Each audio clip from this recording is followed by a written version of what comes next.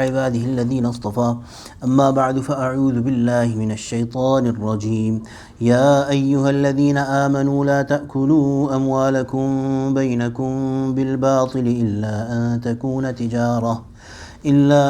تكون تجارة عن تراض منكم ولا تقتلوا أنفسكم إن الله كان بكم رحيما ومن يفعل ذلك عدوانا وظلما فسوف نصليه نارا وكان ذلك على الله يسيرا صدق الله العظيم وبلغنا رسوله النبي الكريم ونحن على ذلك من الشاهدين والشاكرين والحمد لله رب العالمين يا أيها الذين آمنوا those people who have believed, O you who have believed, لا تأكلوا أموالكم بينكم بالباطل, do not devour, do not consume, do not eat up أموالكم, each other's property, بينكم, among yourself, بالباطل, by false means.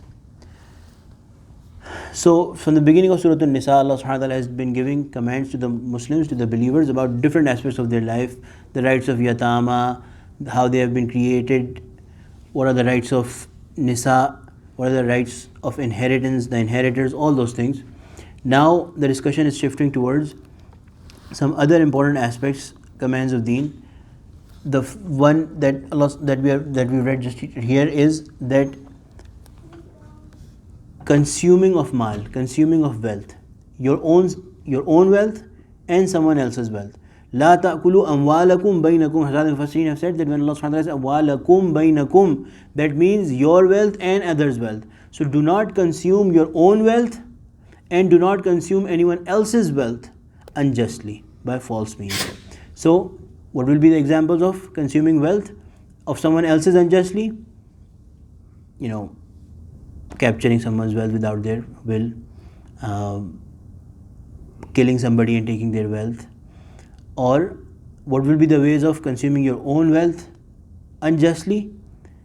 In a way where Allah subhanahu wa ta'ala has prohibited. Spending your mal, spending your wealth where Allah subhanahu wa ta'ala has prohibited.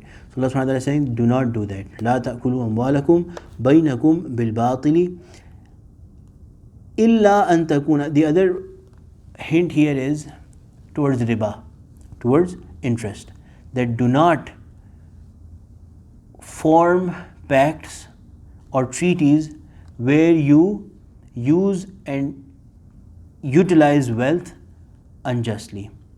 Illa an takuna tijaratan an taradin minkum.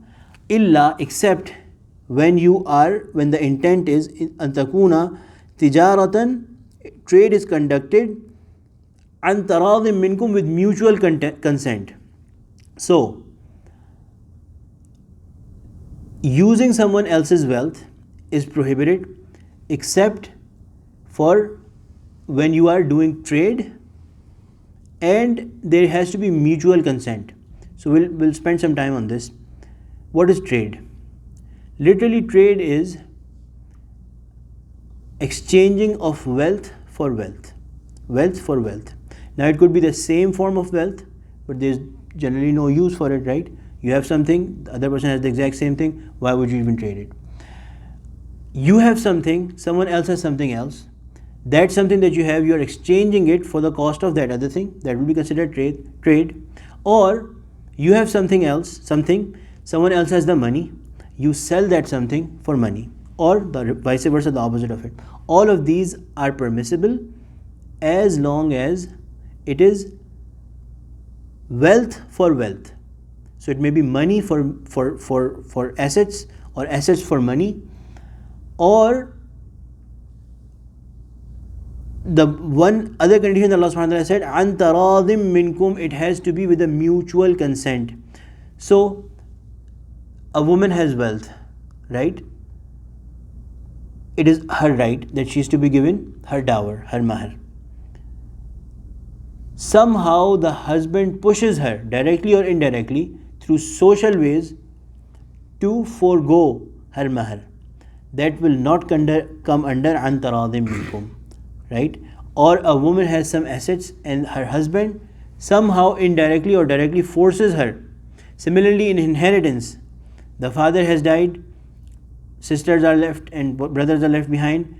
Brothers are generally more stronger in the society and in the family. So the sisters are coming to terms with the idea that we are never going to get our share in inheritance. And they say that, okay, fine, we've given it up. That will not be considered an taradim minkum. Similarly, when we say wealth for wealth, some wealth that is non-existent. For example, I get money from you for something that is not there, that is going to be there in the future. For example, the produce is not yet ready, but already I have taken money for that produce.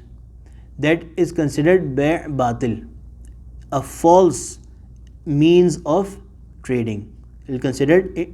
Similarly, wealth for time, which is interest basically, that you are giving something, you're getting the money, and only because there's some time involved, you're not getting the full payment, you increase the amount that you are going to get from that person. So it is wealth for time basically, right? Wealth for duration. So that is also considered batil, false, not permissible in Sharia.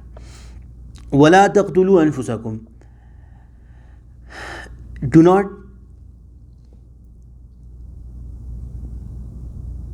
kill one another. So why is Allah subhanahu wa ta'ala talking about killing later on and mal first? Because ulama have explained that killing is something that is rare, few people do it, less people do it.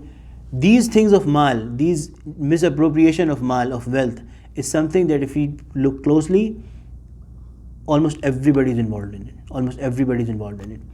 Tijarat or trading is such a noble profession. From this ayah, ulama have also driven that Allah subhanahu wa ta'ala has associated a lot of benefits. In fact, Allah subhanahu wa ta'ala has considered it the highest way of earning money, the most noble way of earning money. The only other way of surviving is to serve people for their deen, and whatever you get in return for that, you survive on it. The only way higher than that. Otherwise, the most blessed one is tijara.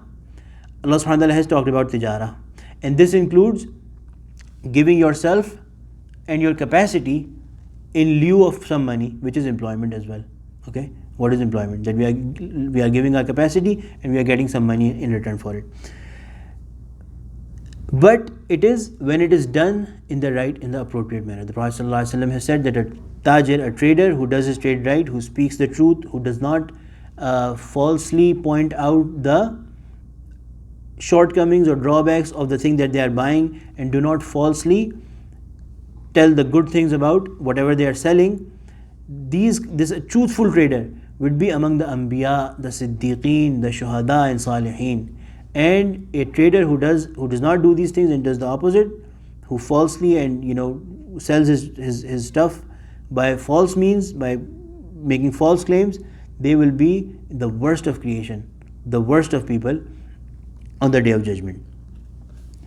وَمَنْ يَفْعَلْ ذَلِكَ عُدْوَانًا وَظُلْمًا فَسَوْفَ نُصْلِيهِ نَارًا. وَلَا تَقْتُلُوا أَنفُسَكُمْ, and do not kill each other. So your mal, your wealth and your lives have been prohibited upon each other. Inna Allah kana bikum rahima, and all of this is because Allah is Rahim over you. Allah wants your benefit in this world and in the hereafter. So out of His mercy, Allah subhanahu wa ta'ala has given this command. وَمَنْ يَفْعَلْ ذَلِكَ عُدْوَانًا وَظُلْمًا, and if somebody does it out of aggression and injustice. So if somebody does these things out of mistake or lack of knowledge, there can be some way out for them. There can be some compensation. But if somebody does it out of aggression and injustice, فَسَوْفَ نُصْلِيهِ نَارًا, we shall cast them into hellfire. وَكَانَ ذَلِكَ عَلَى اللَّهِ يَسِيرًا, and do not think that this is something difficult for us. This is very easy for Allah subhanahu wa ta'ala. وَكَانَ ذَلِكَ عَلَى اللَّهِ يَسِيرًا. Of course, may Allah subhanahu wa ta'ala protect us, but we should all assess our lives, and if there is some misappropriation in our life in these terms, the examples that I mentioned, if we have sold something, or in terms of inheritance, we have, na'uzubillah, there's families in which the rights of sisters is not given, and those kind of things, we should think and we should compensate for it while we are alive and while we can. and make istighfar to Allah subhanahu wa ta'ala for it. Alhamdulillahi Rabbil Alameen, wassalatu wassalamu ala sayyidil mursaleen. Rabbana zalamna anfusana wa illam taghfir lana wa tarhamna lanakunanna minal khasirin. Allahumma ij'alna min ahli al-Qur'an alladhi ahluka wa khassatuk. Sallallahu ta'ala ala khayri khalqihi sayyidina wa mawlana Muhammad wa ala alihi wa sahbihi ajma'in. Ameen bi rahmatika ya arhamar rahimin.